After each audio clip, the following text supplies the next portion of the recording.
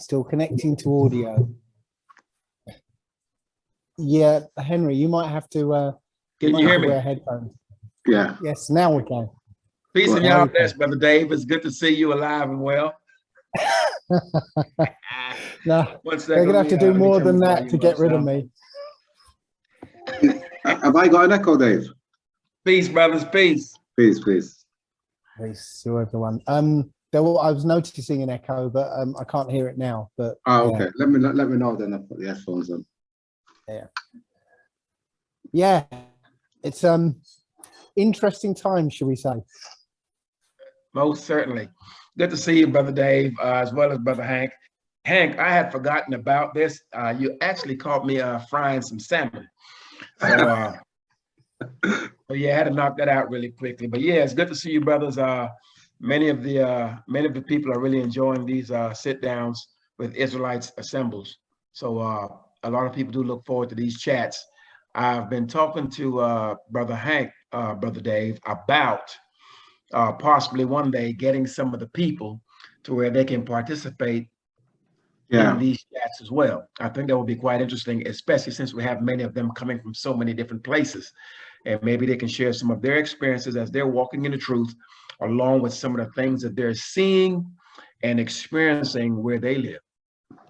Yeah, that would be good if we can advertise this out to people that you can, because I believe you can have almost an unlimited number of people on this. Yeah.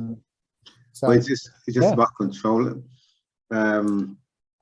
It's just about controlling it because bringing people. Yeah, well, it will take a mediator. I mean, I'm not that great at that, but I'll have a go at it if need be. Just mediate the whole thing, so that people don't talk at each other. But yeah, that would be good.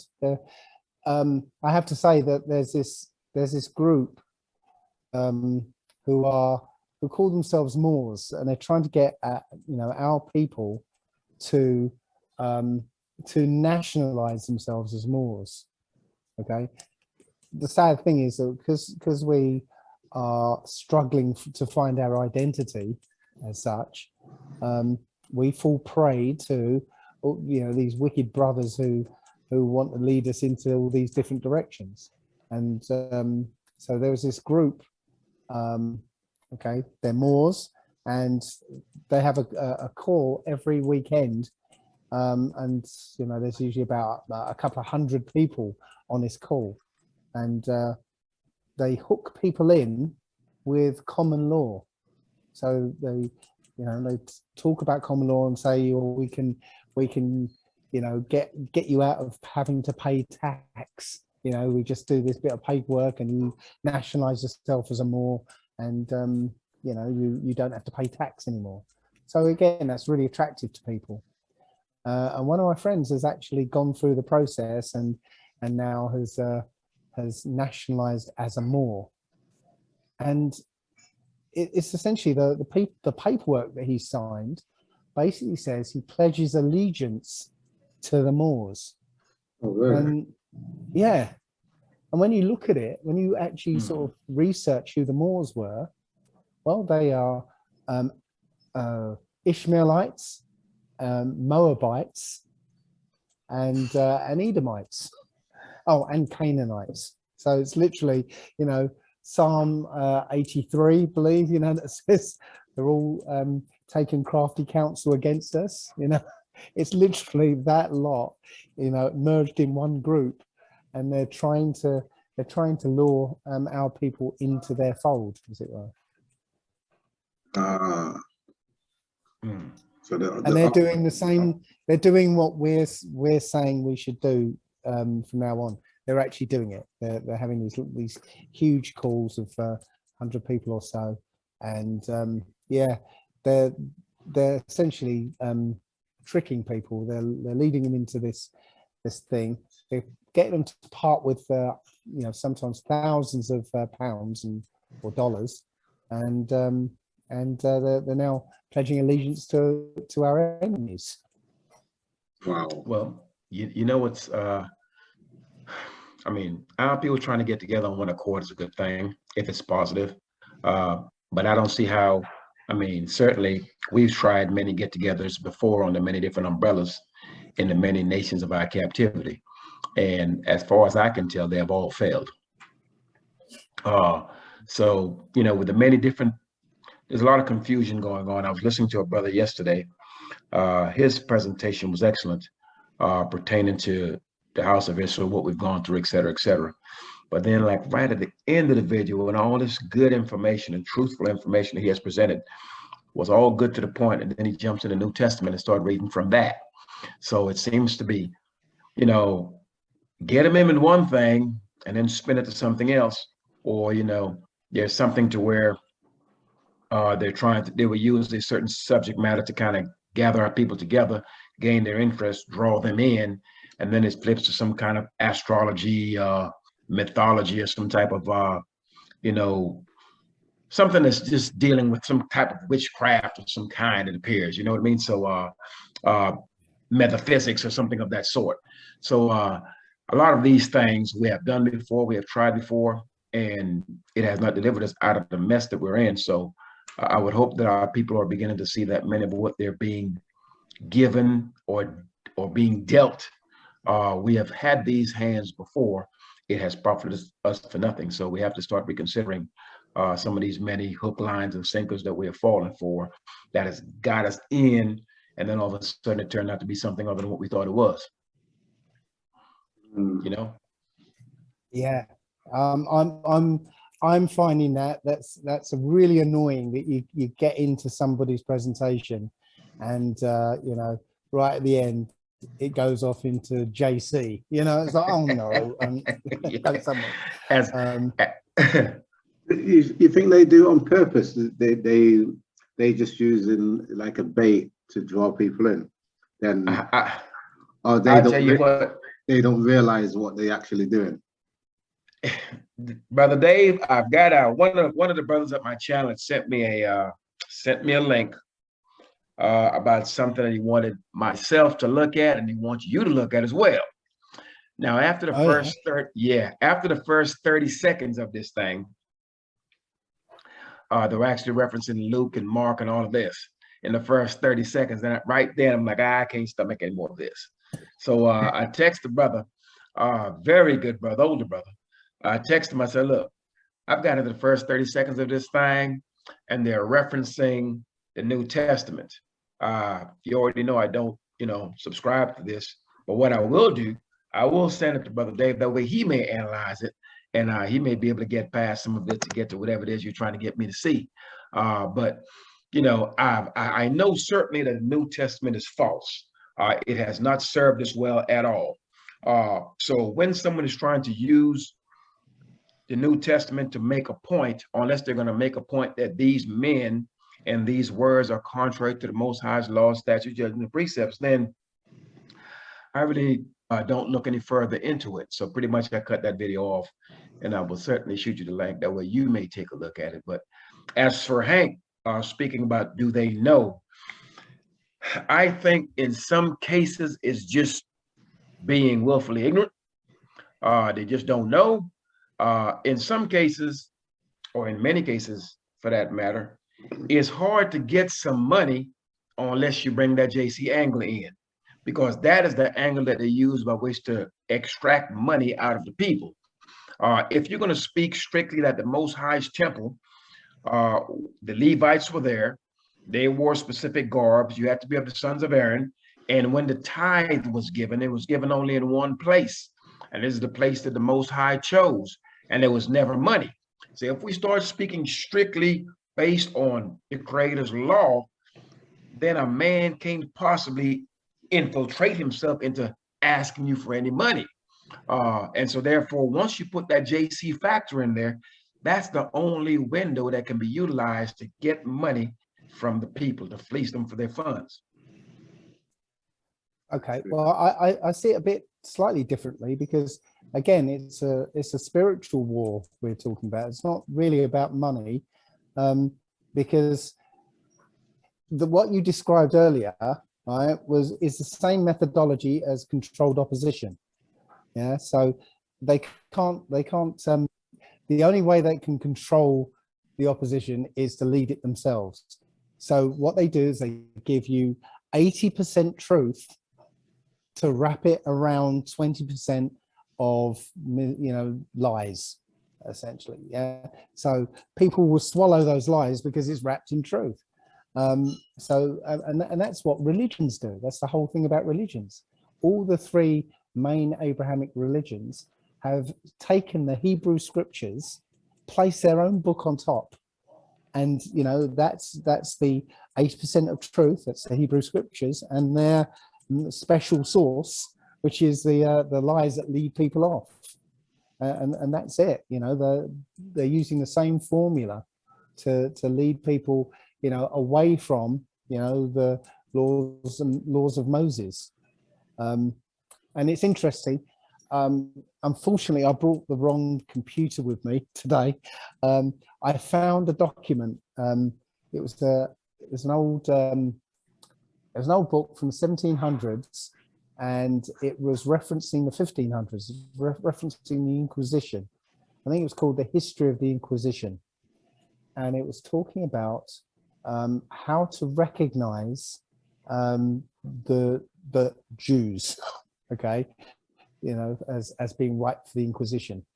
And it said something like, if you find somebody who refuses to work on the Sabbath, yeah, if they prepare new clothes and they change the bed for the Sabbath, and you know, they start preparing and keep it from Friday sundown to Saturday sundown. Literally said it in a book. And it said a few other things about how they prepare food as well. So when they have meat, they put the meat in water. They wash the meat in water to draw out the blood. Yeah. So yes, it was saying all this stuff that you know, we would recognize, plus some other stuff which is some Jewish influence, and I believe that's probably why they were punished, because they were accepting the Talmudic side of it as well. But it literally said that, you know, Friday sundown to Saturday sundown. So they were doing that back in the 1500s. Wow. Yeah, that's some people need to hear that, or some people need to see that or read that book, because you know,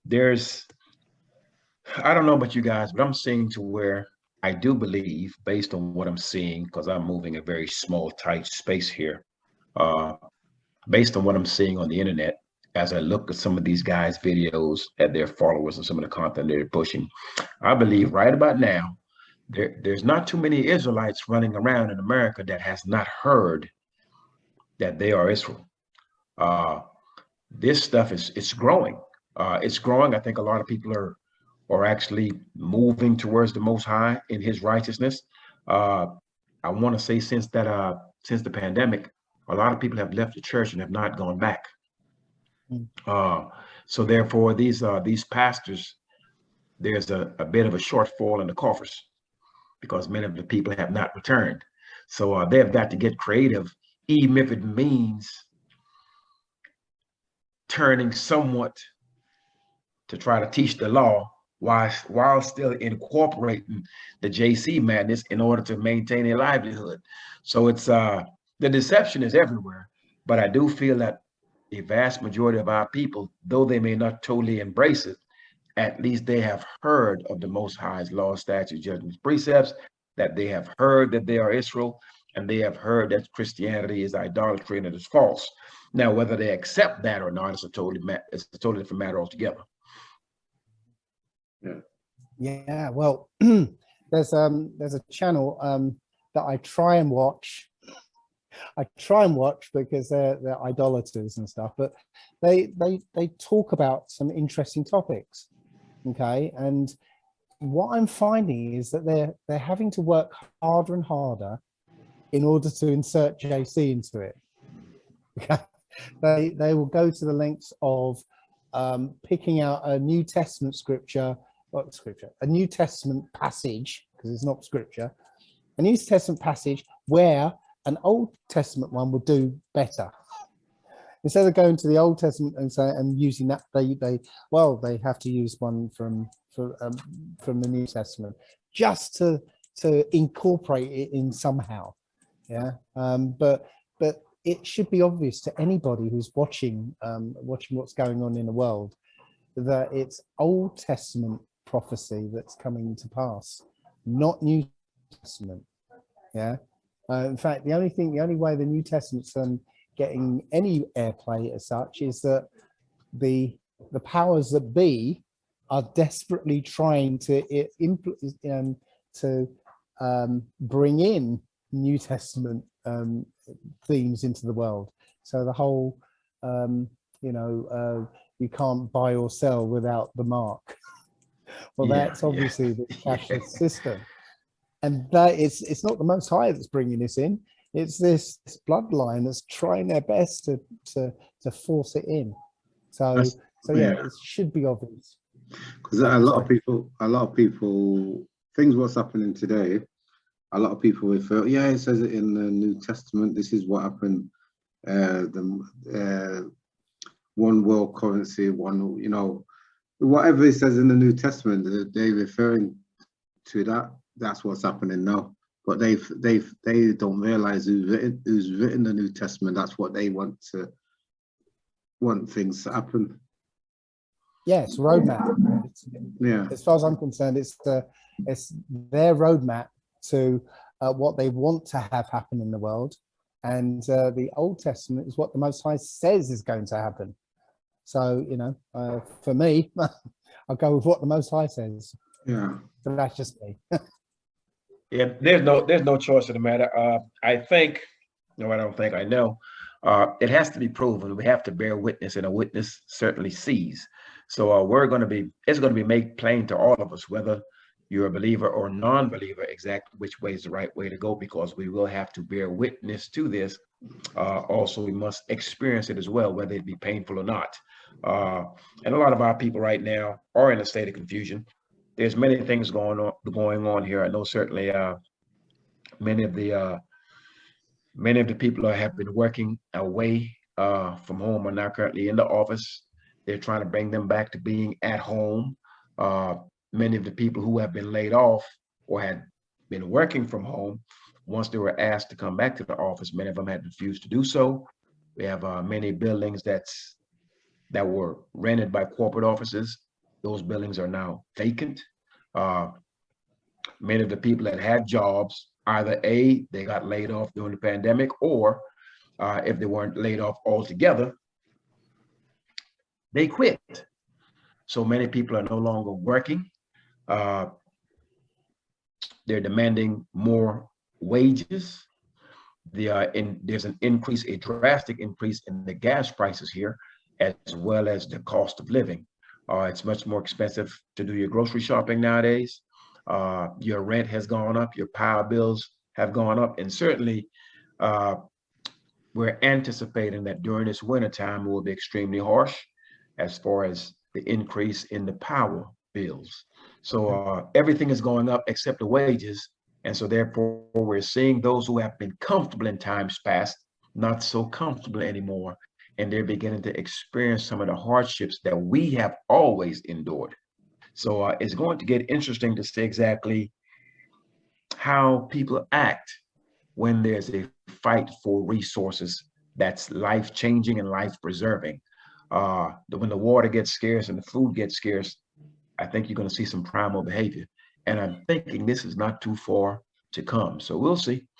Yeah, they're doing that. They're doing that over here as well. The petrol prices have gone up. The electric and gas has gone up. And what they're trying to do in the Netherlands, because the Netherlands feed many countries, so they're trying to cut over 50%. The excuse is the same global warming. So they've got big demonstrations in the Netherlands at the moment because the farmers are not having it. Because if they cut 50% or 60% of the Netherlands production, it will affect all Europe. That's what they're trying to do. They're trying to everybody to be dependent on the government. Yeah, Gonna but cause a they've been, famine. yeah, they've been working on this famine for decades now. We've been, you know, I've been warning, you know, a couple of years ago, they were paying farmers not to grow stuff. Yeah, paying farmers to reduce their livestock. Yeah, they've been burning, you know, orange groves. They burnt it for some, was it Chinese greening disease? They said they had, and you know, people had to burn down their groves and then replant with these GMO oranges and things. You know, so I've been sort of warning about the famine for years now, and here it is. You know, we're experiencing it, and you say it's happening over there. It's happening everywhere in the world, apart from Africa, I reckon. But it's, you know, it's been engineered to happen all over the world. And yes, I think the winter is going to be harsh because we know they can manipulate the weather at will. So it's going to be harsh. And one thing that I'm doing is trying to teach people how to not pay their bills, because as it happens, they're not really bills. You know, you literally don't owe for these resources at all because they're your resources. So I'm hoping that people will start to realize that they're being sort of conned, and will fight back before it becomes an issue. If that makes any sense. Yeah, well, you know, I'm saying to where this is my personal viewpoint that if you're actually going to work and you're a hardworking, honest individual, so to speak, and no matter what, when you're finished working at the end of that month, you're coming up short anyway. And there's no recourse, there's no other means by which to gain or to earn money honestly, other than maybe a job. Some people have 2 or 3 jobs. And if you're doing all of these things and yet you're unable to feed and sustain yourself or your family, then I would assume it would only be a matter of time before someone decides to say, you know what, what's the use in going? I'm falling short either way. I'm not going to make these bills. I'm going to lose X, Y, Z anyway. I would assume after you've done that for a few months or a year or two, someone would just give up hope and altogether just quit working. Sure. And I would assume there would be a vast number of people that would do that once they realize that it's futile. Yeah, but You know, I want to say find... something. I'm sorry. I'm kind of under the weather. But you made a good point. So what I want to say is this: the day of the working man is over. This system, all the systems are collapsing. And we as a people can no longer depend on those who wish the Most High is destroying. So you made a good point about, you know, people, no matter what, you keep working and you still coming up short. That's why, to me personally, I feel that we need to start owning our own businesses, at least in pursuit of that, because there's no way that you're going to continue to keep going to a 9 to 5 every day when you got rising gas prices, you got inflation, you got, you know, it's so much plagues on this earth. You're going to have to start you're going to have to become independent at some point. You can no longer continue to base your life dependent on those who wish the Most High destroying. Oh, that's a powerful point, Brother Dave. Go ahead. I agree, but what you're missing is the scale of this. Yeah, what's the whole idea of the the job system is going away as well. So no, it's not about starting your own business, because the whole business idea is going away. Yeah, they engineered this whole society so that they could crash it like right now. This is the end game. This is the end game of the whole thing. Yeah.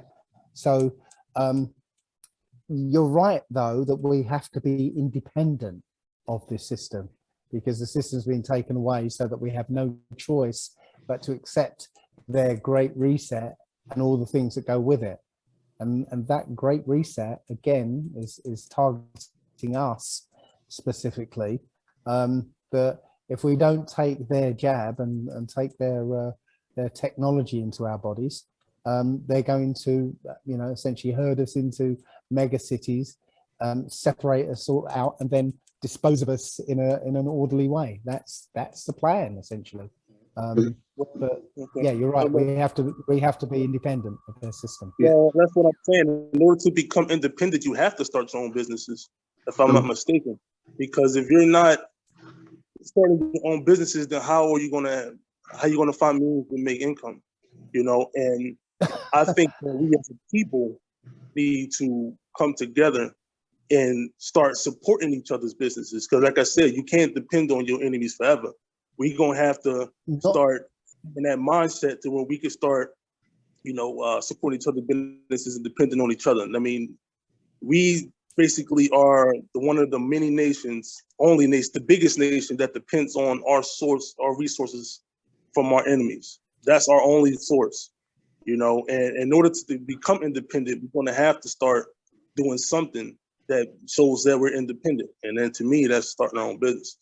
What I was going to say, what they want to do, they want to wipe out the money system, and they want to close all these small businesses. They basically, as I see it, they want to open something ginormous, what they own, and everything's going to be in that like one building with no cash. Everything's going to be on card at the moment. That's what they're aiming for. They've already shown it to us. Yeah, if you like 1984, there's only one company that provides food. There's one company that provides clothes, and it's them. So, as I said, the business model is going away. That's what they're going to remove. It's going to come. It comes down to the money, and they're going to control the money. So, if you try and start a business, yeah, well, you know, how are you going to get your money? Yeah, because they control it. If they say your business, well, we don't like your business, so anyone who tries to buy from that company, well, we're just going to not allow it. That's what they can do. So it's not. Yeah, I'll just. When I say, no, you go ahead. You can finish the point. I'm just going to finish the point. Yeah. Yes, you're right that we have to. We do have to come together, but not under the business model. We've been there before. You know, under slavery, we had nothing, right? And you know, at some point, it was the, you know, the massa wasn't going to even feed us, so we had to find our own way to survive, and we did, and we're going to anyway. We're going to find our own way, but it does mean that we do have to start coming together. Okay, so what I'm seeing is being out here in Africa, and I want to reference you to the brothers in Demona. Now, we all know there's a lot of things that's not going well with that. But what I do commend them on is that they're able to support each other, even from abroad. Like, when I'm talking about businesses, I'm not talking about actually going into the system. I'm talking about being independent, not going under no LLCs and none of that stuff. I'm talking about being strictly independent, where you got maybe people here that sell clothing, people here that sell. Say it again. This is just a case or a system of bartering. Yes. Or gifting. So they got, and that's what I'm saying. You know, I don't truly agree that that type of field is going out, because I'm seeing it done. Like, you have people that have farms. They trade their goods and services and stuff like that. So we don't necessarily have to depend on their money system. The money's, like you said, I agree totally. The money system is going out. So what we're going to have to do is we're going to have to find another way, you know, and by coming strictly independent, by trading and like you said, the barter system. So that's my look on it. Well, either the barter system or the giving. You know, if you're a community, you know, you don't really need to make money out of your friends. So, you know, I call it the 1,000-man island idea, that if, you know, us lot and 1,000 other people ended up on a desert island, our first duty is to figure out how we're going to survive. So what will naturally happen is that we'll all play to our strengths. Yeah, I might find I'm really good at fishing. Now, you might find that you're good at making huts or whatever. And we all do what we like to do, like we naturally want to do, and we contribute it to each other. Money doesn't have to come into it. Like I just came back from Cuba. I've seen the system there. It seems like they want to implement the Cuba system all over the world. Everything's controlled. You can't import anything without the government. The government must be a part of everything. They got we already shops. have that now. Yeah, no, but Cuba's even worse. Cuba's even But worse. it's communist. It's communist. That's Yeah. that's what communism is about. And what we really want is anarchy. You know, even though it sounds like, you know, gangs of roving, you know, maniacs who setting fire to things. No, anarchy just means without rulers. Doesn't mean without rules. Yeah, you imagine a world with where everybody is following the Most High's law, statutes, commandments. They're the rules. If everyone's following it, then the world will be a different place, a completely different. Totally different place. Yeah. Totally different. And that's the one thing you were saying, Elder Lee was saying earlier, that a lot of things have been tried, but they failed. But the one thing that I feel that hasn't been tried is us building off that foundation of the law, statutes, and commandments, and Yah only. And I think that if we do that, then I think we'll start seeing better results. Oh man, that's without a doubt. I want to say we've been having not too long ago, some of the quote unquote leaders, black leaders, so to speak, had gotten together to kind of discuss the situation or the plight of us here in America and elsewhere. And in none of these conversations does the law, statutes, judgments, and precepts ever come up. It's always about economics, injustice, seeking to be equal as our enemies, et cetera, et cetera. At no time, I mean, we can take all of our people and get them all the education that they need, and we can make all the money that we want. We've done all of these things. You know, our women are very educated. Many of our men are scholars and whatnot. And we have many of our entertainers who are wealthy or rich. However, you know, what stops that wealthy man from laying down with your daughter, or worse yet, laying down with your son, laying down with your wife, planning to kill you, planning to shoot you, doing harm to your house, et cetera, et cetera. We would be better served if we were to just within our own houses and to address our own behaviors via this law. I think that alone changes what our success rates would be in any endeavor, number one, because we're a people that not only are we not respected by others, many of us don't even have any self-respect, and there's no standard that we live by. At our point right now, if you were to ask me, in the house of Israel and in the midst of the nations, we serve and worship money. And therefore, many of our people will turn the blind eye if the price is right. And we know this is unacceptable in the sight of the Most High to accept a bribe. So when you find a man that stands on the principle of the Most High's laws, statutes, judgments, and precepts, he is a powerful man and he is a dangerous man, for he cannot be bought.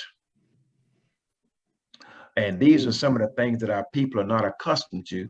They're not accustomed to. Our people within the midst of ourselves are not accustomed to it, nor are the nations accustomed to a man of Israel that will stand on principle and will not budge. And a man like that, you have to fear him and you have to respect him. And we need more men like that in the midst of us, and women like that in the midst of us, that will put the Most High and his laws first, and everything else will follow. But right now we have all these rich ones. Many of our rich people, they're as lawless as one can get, as vulgar as you can get, as disrespectful as you can get. Whatever it takes for them to get money, that's what they will do. No principle, no putting the Most Highs first, or moving within the best interest of their own people, of their own nation. It's pretty much everything has been self-serving, and we need to move away from that. That's why this separation will happen. You know, the same like in Moses' days in Egypt. It's got to happen because we have to separate from because most of the Israelites, because the most of the Israelites won't turn back anyway. Oh no. Because they're so selfish. You know, so Well, that's where the separation is going to happen. Well, to That's a speak good point. to, go ahead. No, I just wanted to commend Elder Lee. That was a good point. Like a lot of them, they either focusing on just the finances or they either focusing just on the law. But if you can combine them and you can build off those principles, I call it the constitutional law, yeah. Like in order to become independent, you have to have a constitution. You have to have principles. You know what I mean? It's not just about making money. It's not just about setting up your own business. It's about having principles. That way you won't have, like you said, the brother killing each other, the brother having an eye for a man's wife. Once you can have principles and you can build off those principles, then we are home free. I think that's what we're missing. And you know, the thing about that, Brother Dawid, is that the things that can fix us doesn't cost any money. All it does, it costs us to have a consciousness of mind to say, you know what, I will no longer do this. I'm going to turn back and do that which is right in the sight of the Most High. These are things that can change our lives overnight. And it doesn't cost a dime. Okay, well, you know, I have a buddy. He's been seeing this man's wife. They're coming to my house. Well, no, you can't do that anymore. That's unacceptable in my sight. You can't do that. Cut him off. You know, things of the nature. You know, a man that actually he's one of your buddies, but you know, he doesn't care for his kids. He's running around having kids and running through our women. Have no regard for our women. Have no regard for his own children, his own seed. Cut him off. Once we start literally cutting these people off left and right, and the righteous start to cut off the wicked or those who are doing things that are unacceptable in the sight of Most High, then that's where the separation begins. But many of our people don't want to make this separation for the simple fact that they're fearful of being, okay, well, all of a sudden I can't come to the family reunion anymore. I can't do this. I can't go to the Christmas parties, et cetera, et cetera. And it takes a strong man to be able to say, you know what? I'm willing to sacrifice all of this because I know on the other side of all of this and my sacrifice and my commitment that the Most High will bless me in the end. Many of our people are just not willing to endure that. Well, I wanted to speak about, you know, you're talking about we've got rich people, you know, amongst us and that. You can't even count those people because in this system, in order to become wealthy, you have to join the club. Oh, of course.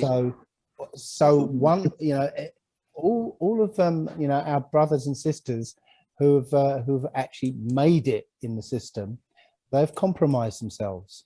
Okay, I believe they've been told as well they're not allowed to spend money on the black community. They're not allowed to put their money into it at all. If they do, then they're going to find themselves, you know, under some sexual charges or whatever, and you know, be Bill Cosby'd as such. You know, the other thing I wanted to mention is that I do a talk about I call it navigating the matrix, and essentially the end of it is about the path that we take in this world. And I know, Brother Lee, you don't you know, talk about the Apocrypha or anything, but Second Esdras in the Apocrypha is an amazing book, and it tells that essentially it tells that we're in a contest. Okay, and the more I see it and look around me, the more I believe this is what's going on. We're in a contest against ourselves. You know, a path lays in front of us every moment of every day, and one part of the path goes off to the wicked side, and the other part of the path goes off to the righteous side. And the game is, which path are you going to be taking? And that's what it comes down to. Which path are you going to be taking? And I've been saying to people that, you know, when you're on the righteous path, once you're on that path, there is no way a righteous person could ever even conceive of jumping over to back to the wicked path. It's just, it's just, you know, beyond you know, every fiber of your being says, I can't leave this path now, right? And that's when you know the difference between the wicked and righteous, because there's a gray area. Okay. And I was talking to somebody about this the other day who couldn't believe this. Only a small number of people are going to make it, really. A relatively small number of people. There are the wicked who aren't going to make it. There are the righteous who are going to make it. And you've got this gray area of people who aren't overtly wicked, but the problem is they're likely to go along with the wickedness. Yeah, you know, if somebody's being murdered over there in the corner, if I stand there and not jump in and try and help, then I'm just as guilty as the person doing the wickedness, because I'm allowing it to happen. There's that gray area who also will not make it. I don't know if I'm making much sense here. Yeah, you mean It does. But literally, those people in that gray area, if they're on the righteous path, it doesn't take much for them to jump across to the wicked path again, and those are the ones who aren't going to make it, because the world that's coming isn't going to be full of those people. It's going to be full of those people who cannot conceive of doing wickedness anymore. You know, once you've walked the path of righteousness, coming from us being roots out of dry ground, not being familiar with the Most High's laws, statutes, judgments, and precepts, and now we're now kind of rekindling the relationship with the Most High and His laws and turning back onto that covenant. You know, it's one thing when you're walking in ignorance and you have not known the Most High and you were doing things that were not right in His sight. But I think once you have been enlightened enough and you see exactly, you know, it kills me to kind of see what I see. Just because I'm thinking there was a time when the things that I saw, I didn't think too much of it. But now that I understand the Most High's law, statutes, judgments, and precepts, and I can see my people going off the side of a cliff at 100 miles an hour, now when I see it, it kind of pains me. And I often ask myself, has this always been here? And it's just that I have not seen it in this manner before. And so there's where, you know, it's kind of tough once you have made that transition to walk in righteousness, to kind of look at some things from a different light and say, man, was I the type of man to where I saw this thing and didn't think too much of it? Participated in these things, didn't think too much of it. But now I know what the consequences for these behaviors are. And I'm seeing individuals pay the consequences for these behaviors. So often I'm thankful for the fact that I was blessed enough and I was smart enough and I was disciplined enough to turn back before I got my head busted, because I was headed in that direction. So it's now I'm seeing other people do it. I'm seeing our people as a collective doing things that I know this is not going to end well, but they are not willing to hear it. Some of them are, and some of them are changing. And I'm seeing that there's some kind of a turnaround with many of our people. So I'm hopeful that our people, many of them, are hearing this word and are making that change. Because it's hard for a man to do something that he doesn't know. That's why I encourage so many people to teach, because a lot of people have not heard this. And so therefore it's imperative that those of us who have seen the great light, those of us who have turned back to Torah, it's so important that we expose the Most High's laws, that other people may hear it and do it.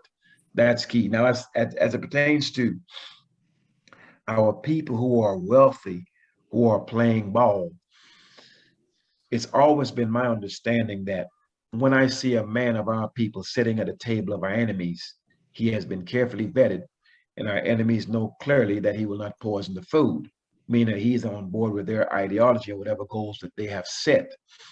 To have a man at your table is a very intimate affair. You do not sit and eat with those you do not trust.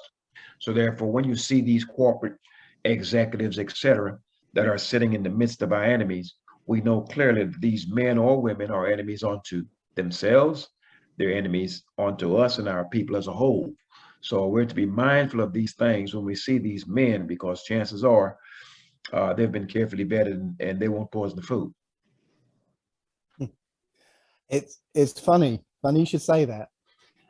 As you were talking, it popped into my head why when I do a video about us, about who the Israelites are and you know, that kind of topic, I get videos or sort of videos, I get responses from people, normally white people, who say, well, I was a big fan of yours until you started talking about all this stuff.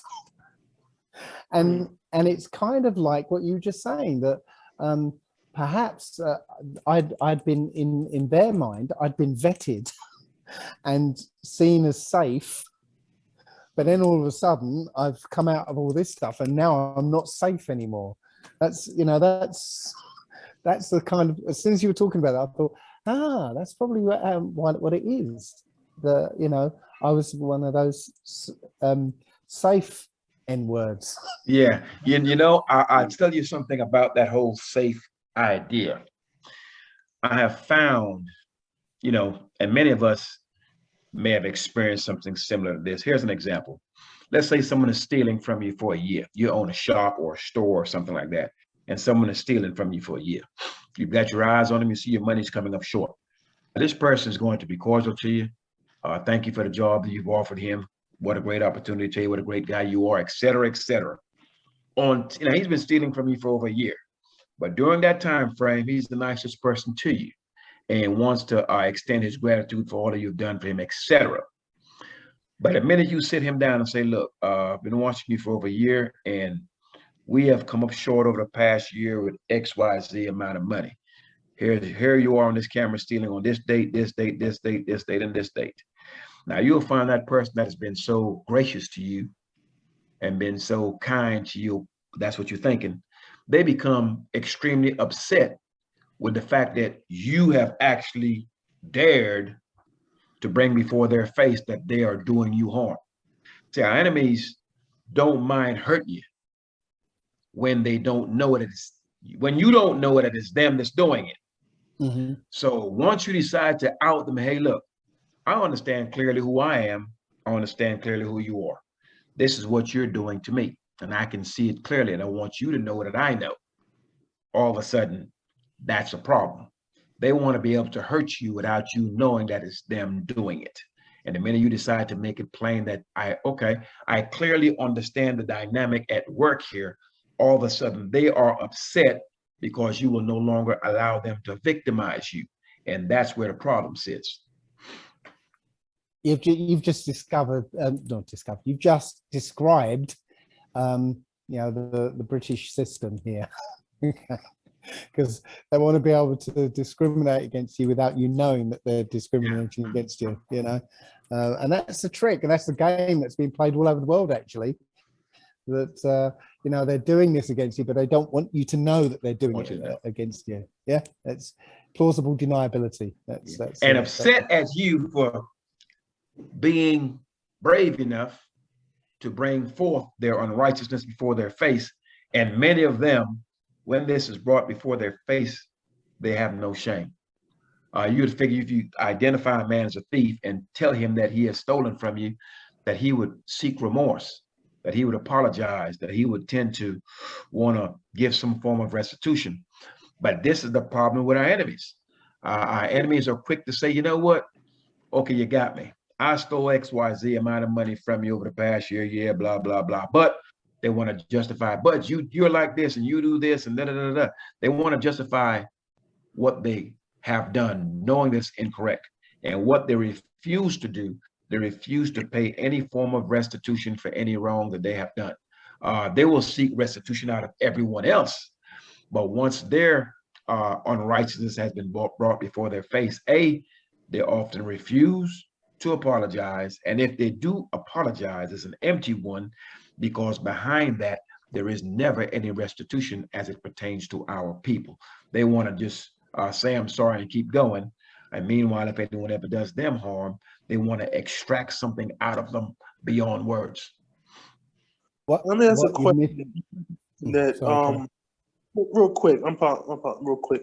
When it comes to restitution, I heard that in order for people to get restitution, you have to be an independent nation. How true is that? Because if that's the case, then they're playing these little semantics. You get what I'm saying? They're like, okay, well, these so-called blacks are not considered an independent nation, so technically by law, we're not required to pay them any restitution. You know, I've been hearing that pertaining to, okay, well, we are not, you have this movement here where the many of the black people here are claiming native status as being the original or the Indian that was here, that's now being classified as African Americans. When many men are claiming, okay, well, we are the original people here, and we are the original Indians, so to speak. Okay, I get that. Because certainly I don't care where you go from the Americas to Central, South, and Latin America to Asia, and even certain parts of Europe. There are black people that has been there. We have been explorers for centuries. So this is not new to find us in these many different pockets as explorers, not just being shipped there. I'm wondering if there's some kind of a mix between those who may have come here as explorers and those who may have been brought here as slaves. And because of the mix-up, now there's no differentiation between the peoples. Now, clearly, they have the records of all the people that they have enslaved here and everywhere else. They know exactly who these people are, and they know exactly where they got them from. However, it's going to take those who have told us the lie to tell us the truth. So should they ever, I personally believe that reparations will not be given in the form that we expect it to be. We're asking for a check here, and I don't see that happening, not because it's not deserving. Certainly for what our people have gone through here and everywhere else, they are deserving of some compensation for what has happened to them. There is no statute of limitations on murder. However, I do feel that this is going to be similar to coming out of Egypt. If the Most High is going to prove his words to be true, then we can't possibly get reparations. Why? You can't get repaid for doing wrong. Wrong, right? It's just doesn't make any type of sense. So I see reparations coming in the form of this, that the Most High do exactly like he said he would, destroy these nations, because the Most High's currency is silver and gold and precious metals and rubies and diamonds and things like that. That's the currency that we've always dealt with, not the US dollar. So this is not going to be around, and we certainly not going to be trading dollars in the land. So what I see happening is that these nations will be brought to naught. He's going to destroy them and their money systems. Now, what happens is when these nations have to bring us back to Zion, all their golds and silver and everything else that they've got is coming with us.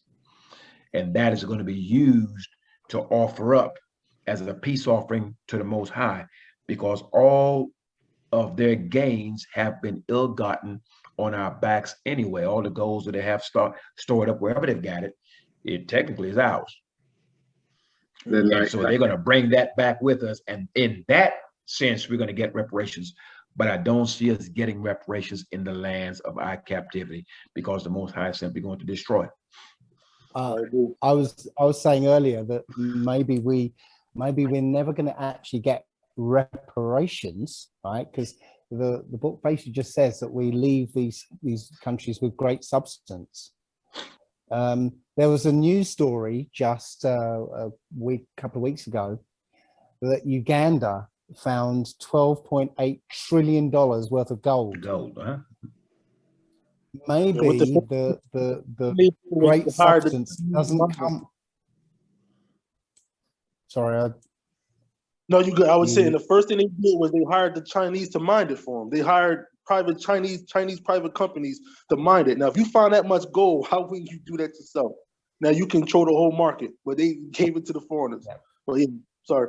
Well, all I'm trying to say is maybe that great substance doesn't come from the oppressors at all.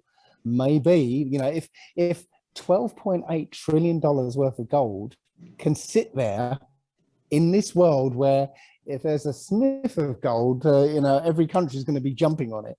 Yeah. if $12.8 trillion worth of gold can just suddenly appear from nowhere, then, you know, who knows what's going to happen in the next few years. That means that, you know, what if we all end up in Africa, for instance, and all of a sudden this just gold appears everywhere? Okay. It just, I don't think, because these countries don't have anything. They don't have anything of value. Yeah, all their currency is worthless paper.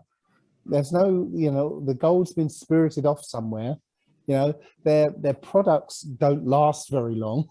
Yeah, they're just meaningless trinkets that don't mean anything. So I don't think we want anything from them. Seriously, I think the substance is coming from somewhere else. Well, I tell you what, Dave, one caveat you've got to keep in mind is that, you know, before we were conquered by these people, we had all these thriving economies and kingdoms and whatnot. Now, it's one thing for them to find several tons of gold or whatever the case may be, but they have no means by which to protect it. If you're going to build something, the first thing you have to do is got to put all the mechanisms in place to make sure that whatever it is you're building does not become destroyed or easily destroyed.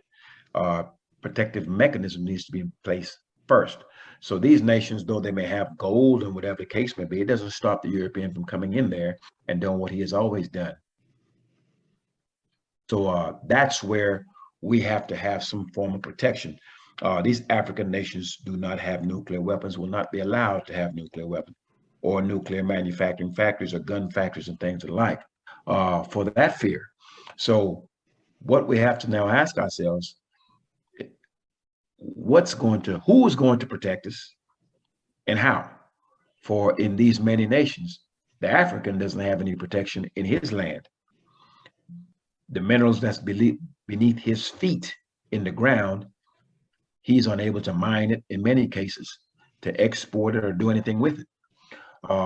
He has no protection there to stop the foreigners from coming in and taking that which belongs to him. And we certainly out here roughing it in the midst of these nations, we have no protection. We're seeing that as they kill our sons and daughters every day. So we're people that have absolutely no protection anywhere on this earth. So now we're going to have to ask ourselves now, where do we find the protection? What happens when the water runs low and the food runs low and the Most High strips this man that we turn to him for bread? When the Most High takes the bread from him and he has no bread by which to throw us the crumbs, then what do we do? I think we're going to be forced to be placed in that position that we may clearly understand that that which we have been serving in these nations is falsehood. And because of this, when our enemies are stripped and they could no longer give us crumbs, we're going to have to turn to the Most High. We'll have no other choice. I was just going to say that, you know, I have no fear of any of this because I trust the Most High. I've seen him work in this world. I've seen him work in my life. Yeah. So I have no fear of any of this. Yeah. Bring it on, I say. I've got enough popcorn. So, you know, bring it on. Yeah, I'm with you on that, Dave. I mean, it's interesting what I'm seeing. I have no fear of what's to come. But man, it hurts me to kind of just look at all of my people just be going in the wrong direction and knowing there's nothing you can say or do to cause them to change their mind. That's a hurtful thing to see. It's one thing when you're being abused and killed, et cetera, and you don't know why. I could just imagine what a state of confusion that is. And we often see that in the news when one of our people are killed or murdered unjustly, that, you know, many of our people, I can't believe it. I can't understand it. They're just flabbergasted by what they're seeing because they have no idea. So the state of confusion is extremely high. Again, we've got to understand that this is a test of character. This world we're in, it's a test of character, right? And not everyone is going to make it. And the character test is righteousness. And even as you say, we're in a society which glorifies wickedness, and it says everyone can get away with it. It's okay. It's okay. It's okay. But every man, I believe, every man especially, gets an opportunity in their life to step back and take stock. You know, we call it midlife crisis, you know, or the system calls it a midlife crisis, and says, yeah, you can, you know, get yourself a sports car, wear tight clothes, you know, have an affair with your secretary, and it'll be all over. No, it's a moment where you step back and say, am I doing the right thing? Is this really what I should be doing with my life? And if you are truly a righteous person, that's when you stop and change your life. You know, you look for something, a way to live a more meaningful life. And for most people, that's when they start to find, you know, the Most High is around the corner there, just waiting for them to go, you know, to look for him. And yeah, that is the game.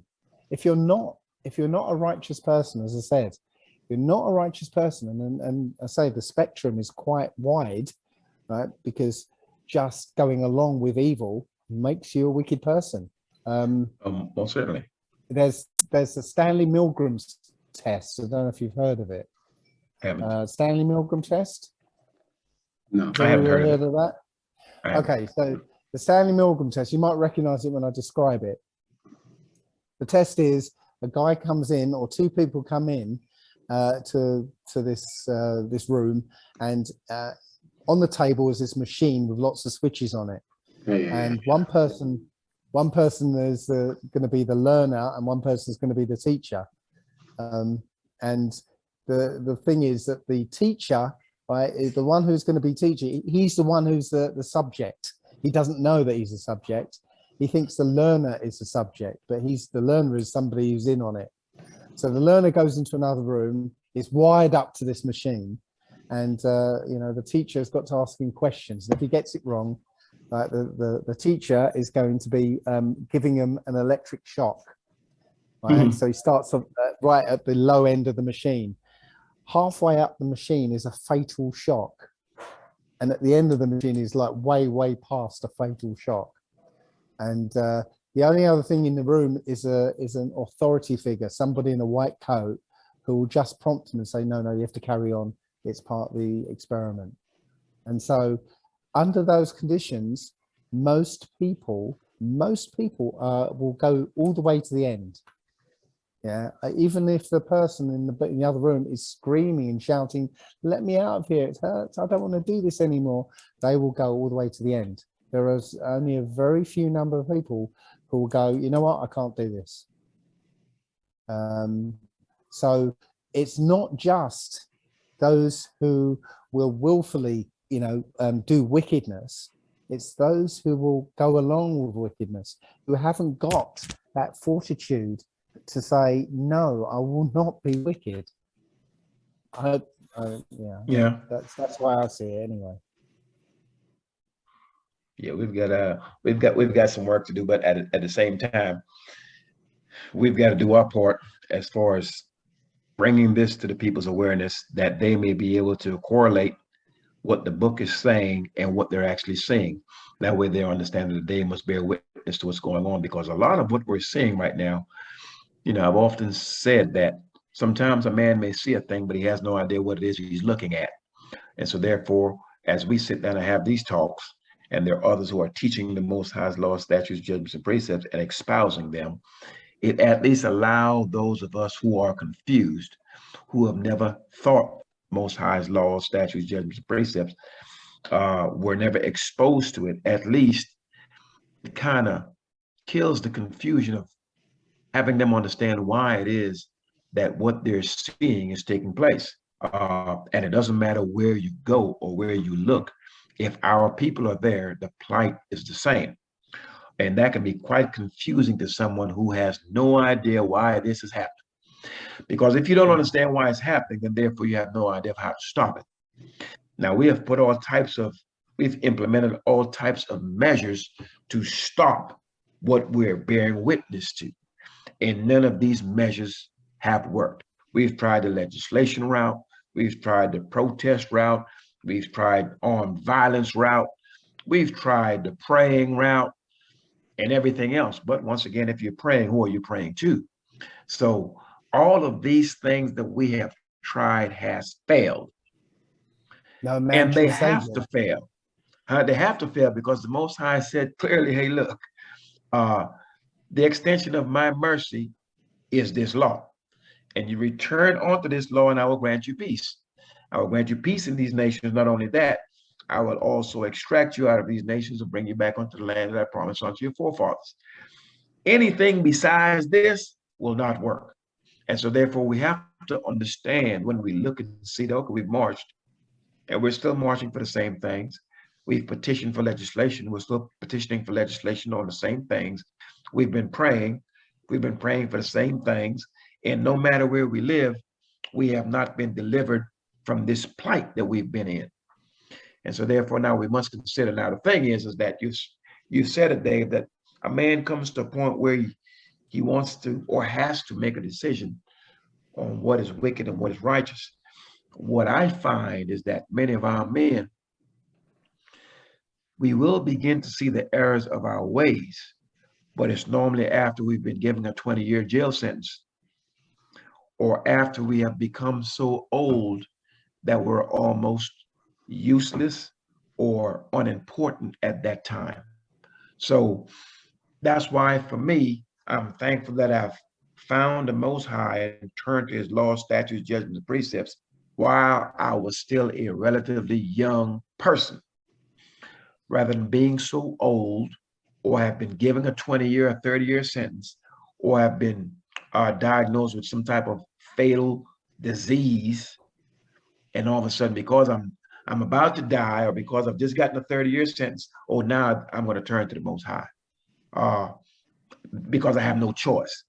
I'm glad that I turned when I was still young and youthful, and I had a choice. I could have still stayed on the path that I was on. So hopefully most of our men and our women, our youth, will turn. For the elderly, they're already set in their ways, and they refuse to hear the words of the Most High. Yeah, well, you know what? Again, it's a test of character. So, you know, nobody's going to be fooled. You know, the Most High isn't going to be fooled by somebody who, you know, has been wicked all their lives, and they go to jail for 20 years and go, oh right, you know, I'll be good now. Or maybe that's not. Maybe that's not actually a good example, really, because yeah, sometimes it does take a shock for you to realize that, you know, you've been on the wrong path. And maybe after that 20 years they're out, and they, you know, and if they keep on the right path, then, you know, it took that shock.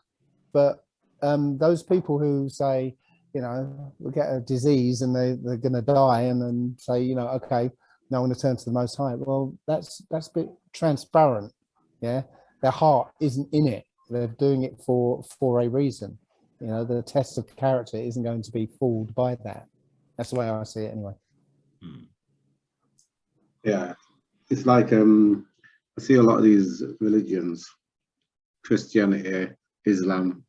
A lot of people turn to them because their life has gone upside down. When I talk to Christians, so why do you turn to Christianity? Oh, problems, that. So I said, if you didn't have any problems, your life was okay, would you have turned? No. So a lot of people are turning because they're looking for something because their life is a mess, you know. So they're not turning because if the life was, everything was good, they won a lot of it, got millions, they wouldn't turn. Yeah. They wouldn't go. You know what, Henry? I think here's the situation, Dave, and we saw this with our forefathers in the days of old. When things are good, no one even considers the Most High at all. We want to holler and scream and turn to the Most High when things are bad. And he made this plain to us that, you know, once we got these wells that we didn't dig and vineyards that we didn't even plant and all these other things, then our hearts are going to be turned away, because it seems as though when we're doing well, the last thing we're going to think about is the Most High. We're not going to think about him. We started half-stepping with the sacrifices and whatever else.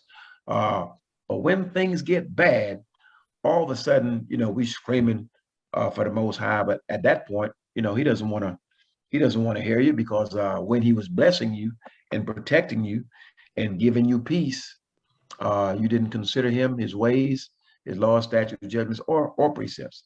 And then when the punishments start to come, all of a sudden we want to scream and expect to get some results.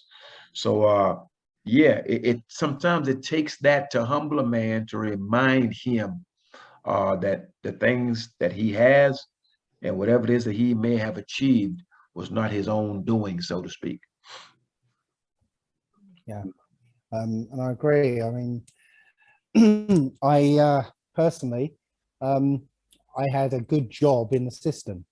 Yeah, a really good job in the system, until I realized that my job was actually hurting people. Yeah, computer programmer. I was actually constructing this system that takes the humanity out of the world. You know, just leaving decisions down to a computer program, an algorithm that usually says no. You know, so sorry, computer says no, and that's it. Humanity's been taken out of it. So I realized I could not carry on doing that anymore. So now I help people for free, and I don't have money. I'm not chasing after money. I know what money is now. The benefits of this world, this system, I have no interest in anymore. And once you're free of that, and there's, you get a different perspective on life. There is no benefit in wickedness. There's, the only benefits you get is from helping people. I count my blessings in thanks, and people say thank you, Dave. It's like, yeah.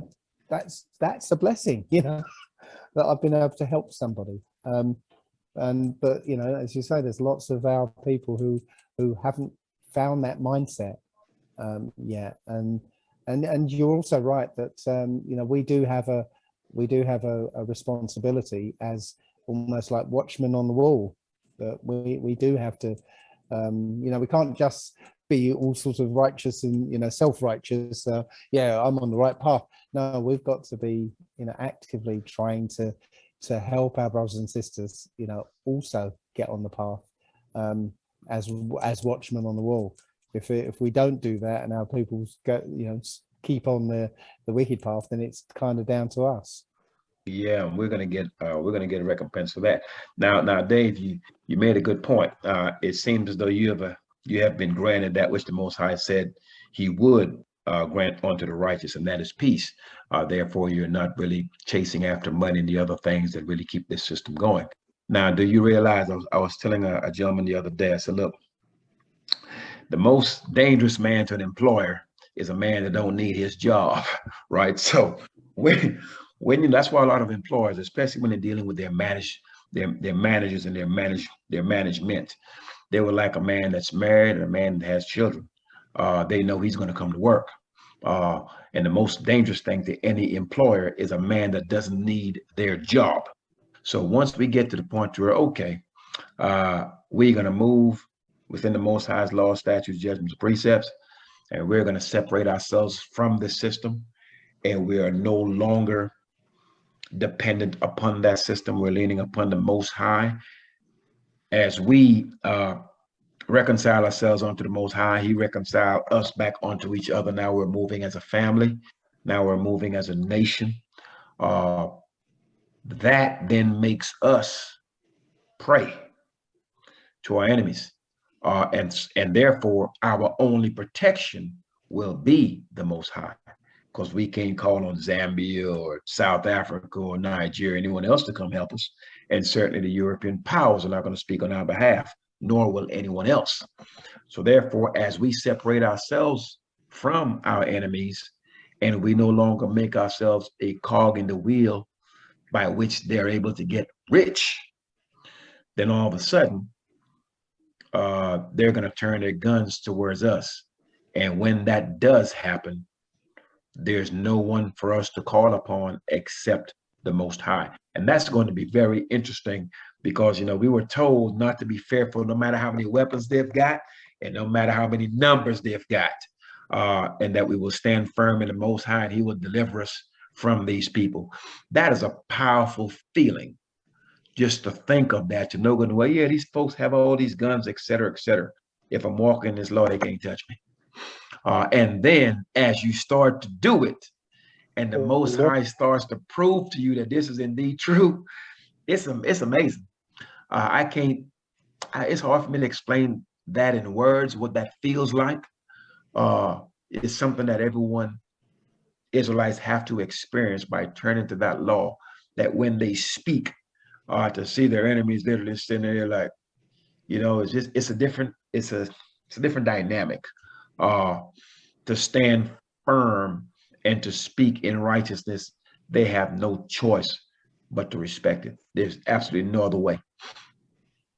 And that's the true meaning of the word faith, is that you put things into motion and you trust the Most High to protect you. You get what I'm saying? So yeah, that's powerful. Just you even just saying that, just being able to trust the Most High and to have that security, when you put in things in motion. Yeah, I like that. Well, this is why, not to have a go at you, Lee. This is why looking at some of these other books is important, because, when you look at, say, the books of Maccabees, you'll see that Judas Maccabeus, when the Greeks were coming after them with an army of 10,000 people, and he had a handful of soldiers with him. The soldiers were like, no, we can't go up against them. And Judas said, the Most High is with us. Let's go. And they did, and literally they put the Greek army to flight. You look at the book of Jasher, and listen to the stories of how, for instance, when the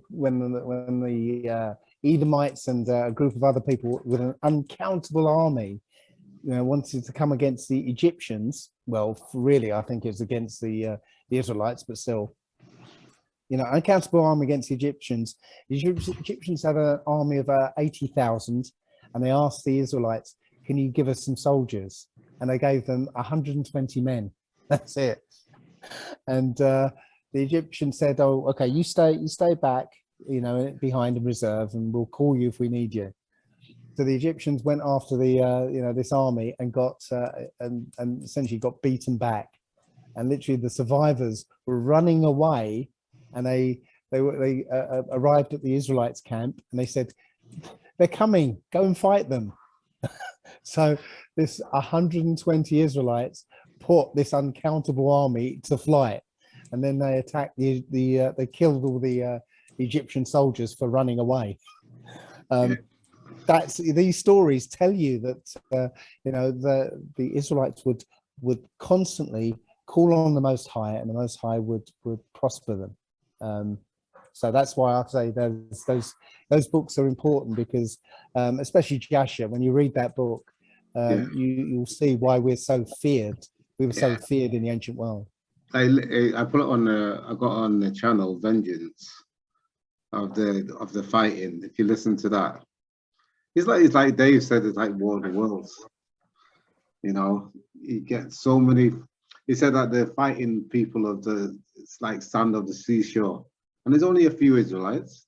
But it's like Samson and Delilah. It's Samson when one man kills over 1,000 people with a jawbone. It's like that. It's like that. Once that's the beauty about the Book of Remembrance and our strong one, is that it empowers us. And we've got to start turning to something or someone that's going to empower us. Whatever we've been turning to has not empowered us against our enemies. It has caused us to get our head busted at every turn. So the book really will strengthen a man, because we're to the point now to where we're at the lowest of the low, and to where we have nowhere to turn. We have turned everywhere but to the law. And we can see clearly how the law actually strengthens us. And it will be proven before our face that the Most High is exactly who he is. So I think as more of us turn to him, we will find many of our men who are half-hearted, faint-hearted, and just full of cowardice. It will change the spirit upon them, for the Most High is the spirit of all living.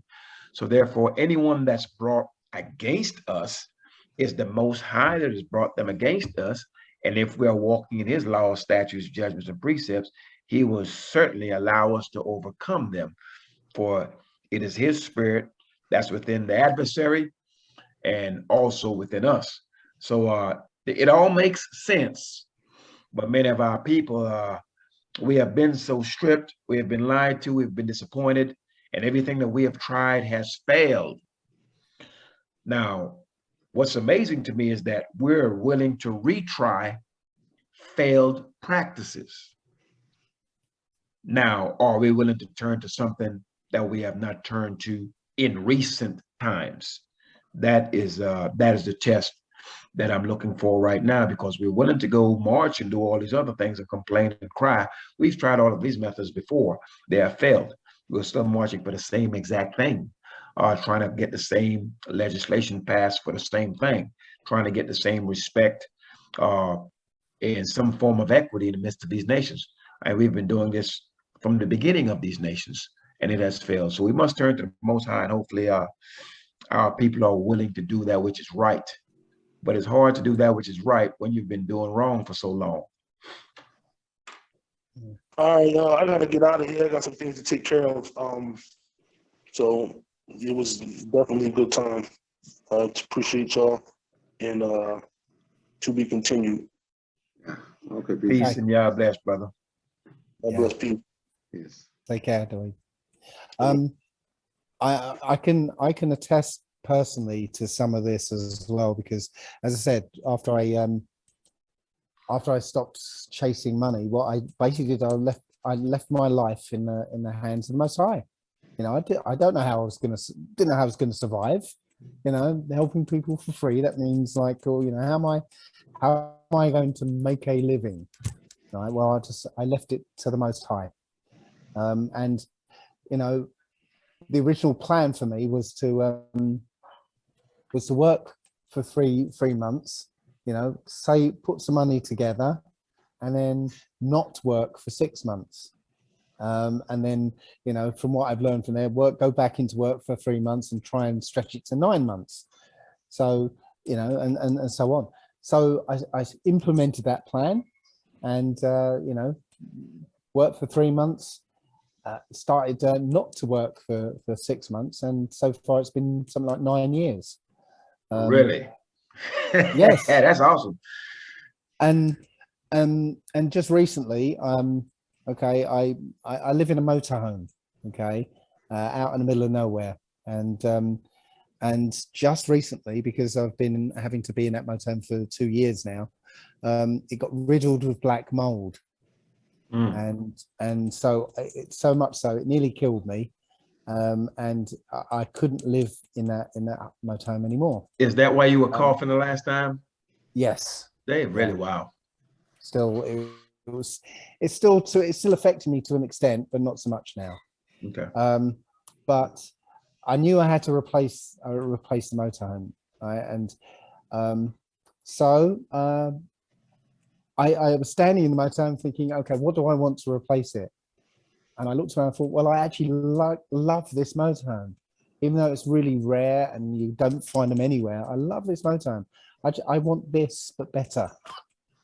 Okay, so I spent 7 months staying at a friend's, you know, thinking, okay, hopefully I'll get this something. I got some money together, but nowhere near enough to get one.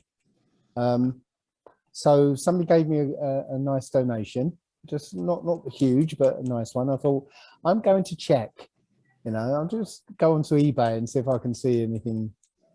And first page was my motorhome, and it was for exactly the amount of money that I had.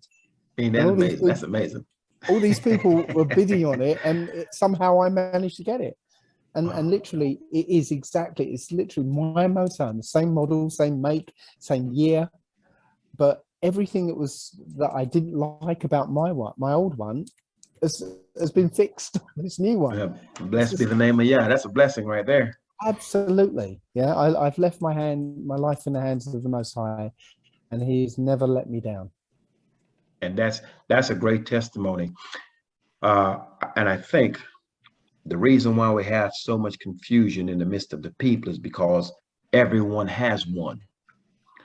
The Muslim has a testimony. The man that worships the frog in the forest, he has one too.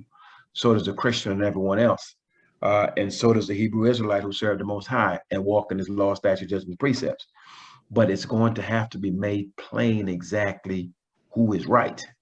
And that's not going to be done without some serious destruction to make a point.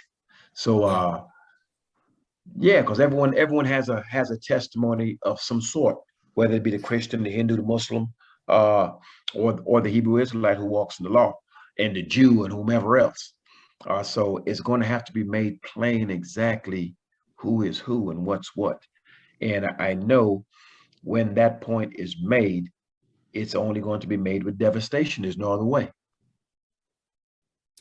Yep.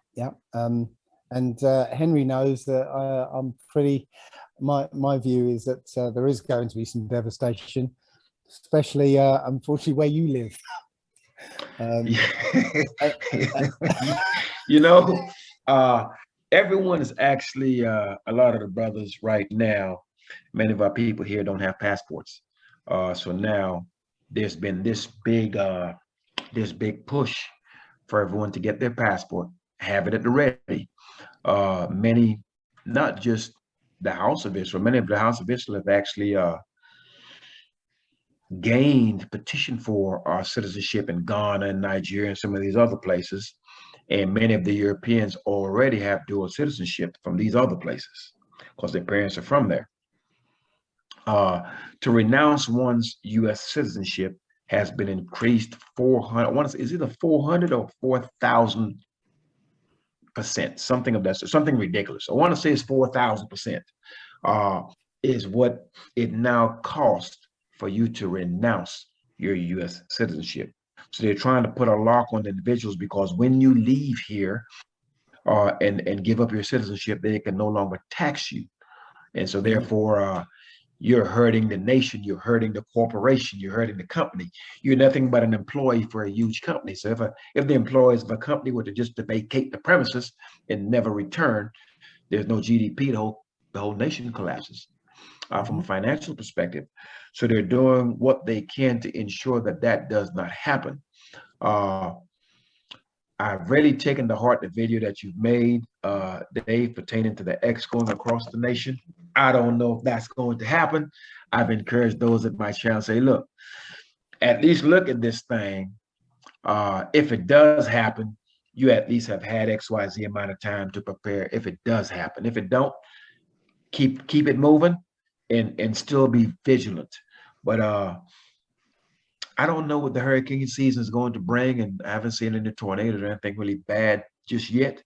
But I know certainly the heat wave has gotten really ugly here. 90-something degrees, 102, 103. It's been baking hot out here in other places within the United States. It's drying up the waters. So, you know, we're seeing some changes in the temperature. The heat is extreme. Right. As I said, I think that if I'm right, then the heat's going to get too much for anyone to bear. You know, it's going to be lava we're talking, yeah. But the thing is, I don't think it's going to come down to passports. I think. Oh yeah, I agree. Yeah, I think when the Most High's ready, you know, we'll all know it's time to go, and it won't matter whether you got a passport or not. So yeah, he'll make a highway. Yeah, and you know what? I personally think it's in the next couple of years we're talking about this exodus, and yeah, I hope I'm right. I hope I'm right. I can see that this situation can't continue much longer. No, it can't. So I mean, you've got it. It's so bad here, Hank. You've got grown adults, parents doing the unthinkable. Would take your son and have his genitalia removed for him to be a female, and vice versa. This is incomprehensible. I mean, you can't begin to fathom this, to put this in any kind of this is logical behavior. And this is going to continue. It seems as though, like the Most High have said, he's taking the knowledge, wisdom, and understanding from our enemies. to where they're doing all sorts of things that makes absolutely no sense. Yeah, and I don't see this getting. My view is that this doesn't get any better. It's getting worse. Yeah. Yeah, because it's all one thing after another. Transgender. I feel like I identify myself as a goat.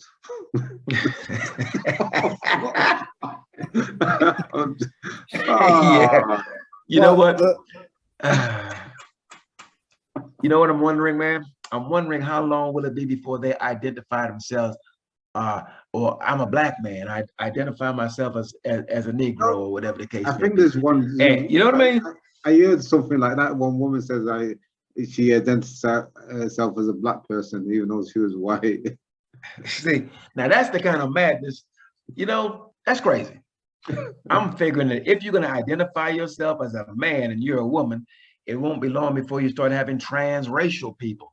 Well, I'm no longer. You've already had that. You've already had Huh? that. Rachel Dolezal, wasn't it? Yeah, now that was crazy, right? Yeah. Yeah. Now I've seen some clips on here, Dave. There's one woman in Germany. She has taken melanin shots. Yes, Maria Big. I don't know her name, but yeah, I'm like, wow, that's crazy. Yeah, and you saw I've seen the transition from, you know, just the color to then the hair, and then now just yeah. So I've got something on my Facebook where there's a couple of people go into a shop, and the assistant comes over and says, "There's no filming in here. You can't film in here." And the bloke goes, "Oh no, she's not filming. She identifies as a camera." And the person said, "Oh, okay then." Yeah, it's getting ridiculous. Now I tell you what I find interesting is that many of the nations are having civil disturbances, if you will, where the people are actually standing up against the unrighteousness that's being done unto them. And these are not people that look like us. So I know in many of these nations, Panama, some of these other places where there's these civil unrest, if the people as a whole are uprising because of the economical downturn and the hardships, I can only imagine what the Israelites are going through in these many nations. So there seems to be a cry out for justice all across the earth, which in essence, they're crying out for righteousness. Now, if you're going to ask for righteousness and there's nothing but wickedness around you, the judgment for wickedness is going to be some form of punishment. So the people of the earth must understand when you cry out unto the Most High for righteousness, judgment comes with that. And that means some destruction and some punishments. So they need to be prepared for that. Yeah, but you know what? All the hardship and the pain that these other nations are suffering. Well, that's a Wednesday for us, isn't it? And that's right. That's right. That's right. And I think that's tough to swallow because many of them who have been doing well for so long, the rug has been snatched out from under them. And now they're looking around and realizing I'm down here with y'all. And I don't like this position. But you know, it's amazing that when we were at the bottom of the pile, and we still are, and we complained that this is unjust and this is unfair, no one heard our cry. But now that they're being relegated to the dungeon with us, and they're now at the bottom feeling the types of pains that they have never encountered before. When we were crying, they didn't hear us. But now that they're down there, all of a sudden, they're crying out and expecting to get some help, and they will get none. Yeah, well, the problem as such is the idea you've heard: one drop of Negro blood makes you a Negro. Yeah. Well, there is a white bloodline, okay, and it's the ruling class that's that doesn't marry outside of its own bloodline. Yeah, has kept itself pure. Yeah, everyone else is what they call a mud blood, dirty blood. One drop of Negro blood makes you a Negro. So up until now, they've used that to keep us fighting each other, and ignoring who's actually behind it. But now they don't need that anymore. So that idea of racism, right, that has kept people fighting each other, is, you know, it's no longer necessary. Everyone's now in the same bucket. Okay, because you can't look at anyone and know what nation they are, you know. Yeah, that's true indeed. But you can take a best guess. You know what I mean? Yeah. I hear that. I hear your argument with that, and there's some validity to that. But at the same time, we see clearly who has made the laws in these nations, who are the ones shooting us down in the street, and who are the ones that's roughhousing our children and things like that. I mean, are some of our people guilty of doing this to each other? Certainly. That's part of the fire that's within the midst of the house of Israel, to where we will turn against each other. So that's part of it. But for the most part, we know exactly who's doing the harm onto us. What we have been afraid of is we have been afraid to put their wickedness before their face. And I do feel as we turn to the Most High with our whole heart and our whole soul, He will strengthen us against our enemies, by which we can show them the error of their ways and cry out a shout against them. When in times past, you know, we'll let the man spit in our face and we'll look around like, you know, we don't know that he did that, because we were afraid. So these our people, many of whom in these many nations who are Christians, are some of the most fearful people that I've ever come across. They're afraid of everything. But the Most High strengthens us to where we can stand before our enemies. And right now, our people are not strong enough to stand before our enemies, because the Most High have not strengthened them. They have not turned unto Him. Right. Totally agree. Totally agree. But as I said, exciting times, and you know, I have no fear whatsoever. And one of the things I do, you know, I make it plain to everybody who I come into contact with, that, you know, I keep the Sabbath. Yeah, I'm not afraid of saying that. I know some people are, like, you know, fearful of yes, well, I can't because no, I'm like, sorry, mate, I'm Sabbath time for me, and so everybody knows that's what I'm doing, and it's actually drawing interest, you know. In you know, well, I wish I could do the same thing. Well, yes, you can. You can, yeah. You know, yeah. And isn't it Sunday we're supposed to do that? Actually, no, that's a Christian thing. It's got nothing to do with what Most High said. So yeah, I'm you know, even though, again, I don't know who, when I'm talking to people, I don't know what nation they are, you know, so I'm not going to discriminate. I'll tell them what I'm doing and what I feel that we're all supposed to be doing. We're supposed to be, yeah.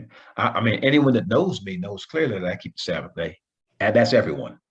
And I'll tell you this: of all the people that I know, except for you brothers, and Brother Benaiah, of course, I know one gentleman that's a Gentile.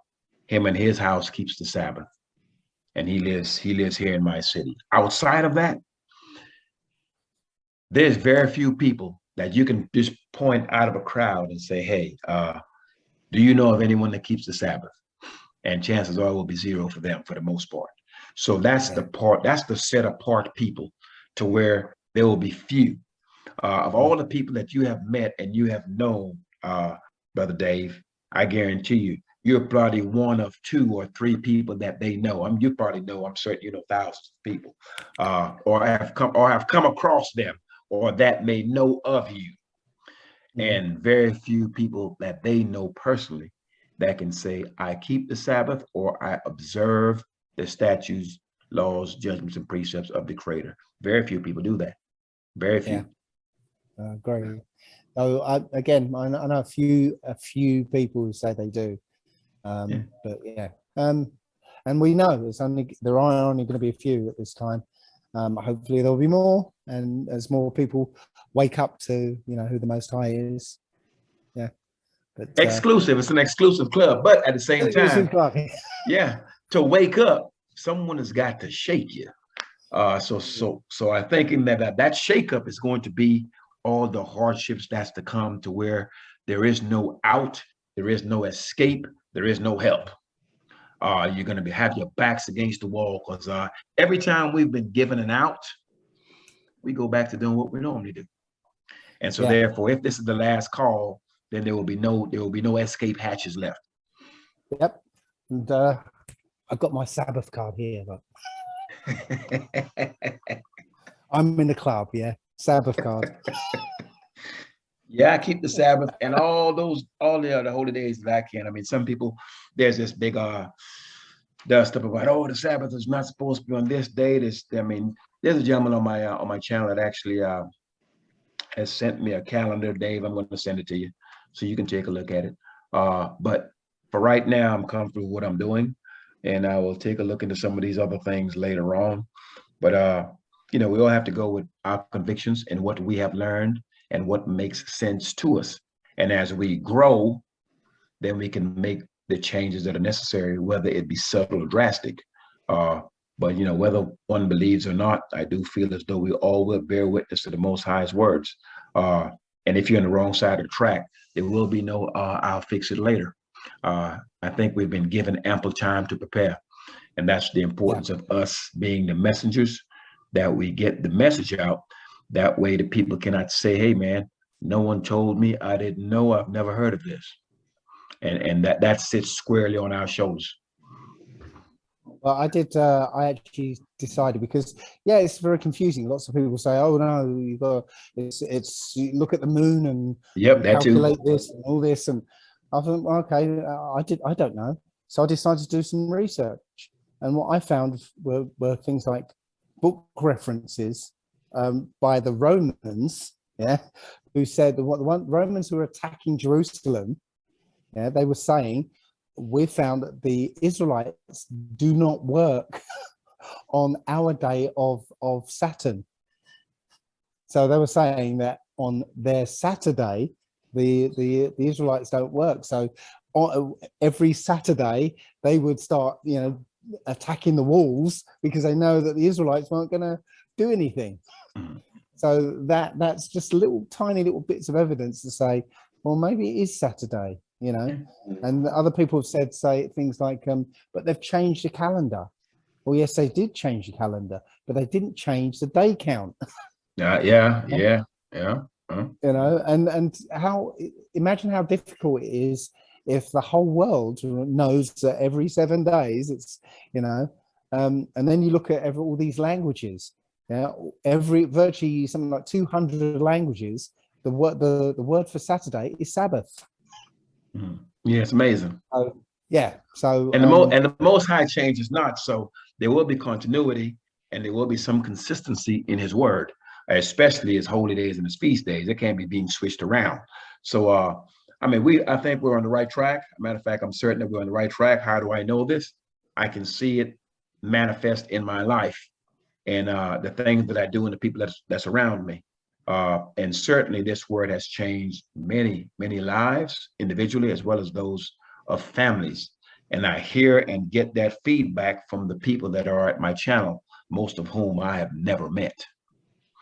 So it's certainly the Most High's word does not return unto Him void. And it's very gratifying. It's a great blessing to hear these things from those who have been exposed to the Most High's word for the first time, or those who have already been on the walk, but just to hear the lessons, it just kind of adds more weight to their anchor, that they're not dragged away in the sea of wickedness. Because sometimes we just needed to be reminded. That's why I try to read. I read out of the book of the law every day. That way I'm surrounded with madness all around me, from the place I work, et cetera, et cetera. So it is good to be anchored and to be reminded of exactly what my purpose is, because you become complacent, you will find yourself doing some things that can cause you to be harmed, i.e. Punished. So it's good to be able to refrain from those things and to stay on the righteous path. Okay, I have I travel on a an electric unicycle, right? So I don't know if you've seen it. It's like a one wheel. I have not seen it. Is it a one-wheel bike? A unicycle? Well, hang on. You can see it's parked right there. You see that? Yeah. Okay. Okay. So I whiz around on that thing, yeah. And you know, sometimes, you know, if I go down a pothole, that's me, you know, I'll fly off and I'm rolling around. So the way I see it, the Most High has a very, very easy way to punish me. Yeah. So An electric unicycle. I'm going to pull one of those up and take a look at it. yeah. Well, note this down. It's NYC versus Z10 or Z10. Okay. NYC versus Z10. Yeah, Z10 is a type of electric unicycle, and that was the video that got me to say, I want that. I want that. Really? Yeah. Well, it certainly is economical based on petrol prices right now. Absolutely, absolutely. I've virtually don't use my car anymore, you know. Oh, wow, good stuff. I whiz around on this thing. Anyway, so the Most High is an easy way to punish me. So if I go wrong, I know, you know, I'll know it straight away. Be flying through the air at 100 miles an hour. Yeah. You know, fellas, it's great that we've had this sit down. Brother Benai could not be with us today because he's currently at work. But this Wednesday he's going to be off. So Henry, just let me know exactly when's the next time we will sit down, because it's been quite a while. I hope that you did enjoy your vacation in Cuba. The people look forward to us sitting down and having these discussions. If we can work out the logistics, that we may invite some of those that are at Dave's channel, that are Israelites Assemble, as well as my channel, that will sit down with us and have a discussion that is fruitful for everyone that's hearing without any contention. That would be a very good thing. Okay, I try and organize. I talk with Dave and talk with you, Lee, and then let's see what we can get together. Yes, sir. Brothers, look, it's been a pleasure, Brother Dave. I was worried about you. I thought you had one foot in that pine box. You know No, you know what? When the Most High's ready for me, yeah, I'm going, but not yet. It's good. I was worried about you, man. I text you, and I know for sure I called Henry and said, Henry, how's Brother Dave doing? So it's good to see you, brother, not coughing and everything else. That's really good. I hope the Most High keep and bless both of you until we can sit down and chat again. Okay, peace. Thank you. And till next time. Y'all bless, Brother Dave. I will send you that link that this brother sent me. And if you can get past the NT nonsense and you look at that and you think that, hey, fast forward to XYZ spot, you might want to hear this, then I will certainly do that. Until then, I'm not even looking at the rest of that. Okay. Thanks a lot. Okay. Peace and y'all bless, brothers. Peace and y'all bless. Peace and y'all bless. Okay. Bye.